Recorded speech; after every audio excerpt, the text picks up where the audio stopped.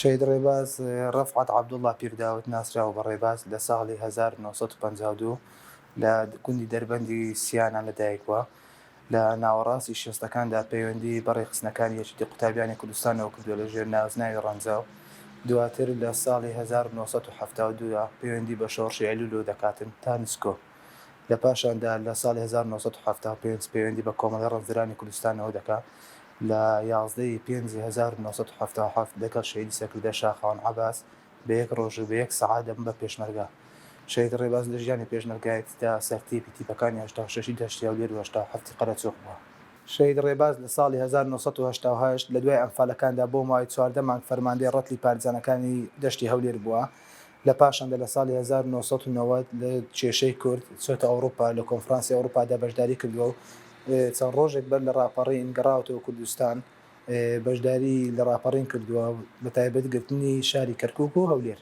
شەید ڕێباز سەرەتای ئەوەی کە پێشمەرگەیەکی خاچی و دڵسۆز بوو بۆ گەلەکەی و بۆ نیشتیمانەکەی ڕووناکبیر بوو نووسەر بوو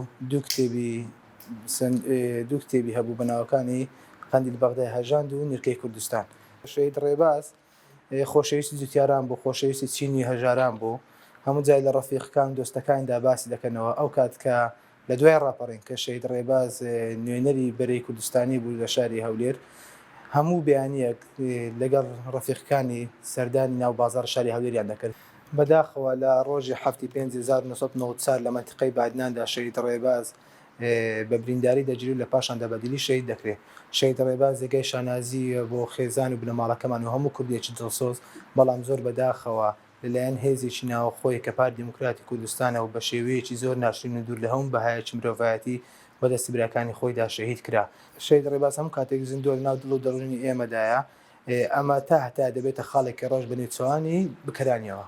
دوو ساڵ لە شەهیدبوونی شەید ڕێبازدا لە 7 پێنج 1996 لەلایەن برای گەورە و خۆشەویستمان جەنابی کاکۆسرەت کە ئەو کات سەرۆکی حکوومەتی هەرێمی کوردستان بوو لە ناوەندی بازاڕی شاری هەولێر پەیکەرێکی گەورە و جوان و شایستەدا بۆ شەید ڕێباز دروست کرا. بەڵام دووبارە بەداخەوە لەلایەن پارتیەوە لە ڕۆژی 30 ئابی 1996دا پەیکەرەکە بە شێوەیەکی ناشرین داڕ و خوێندیان.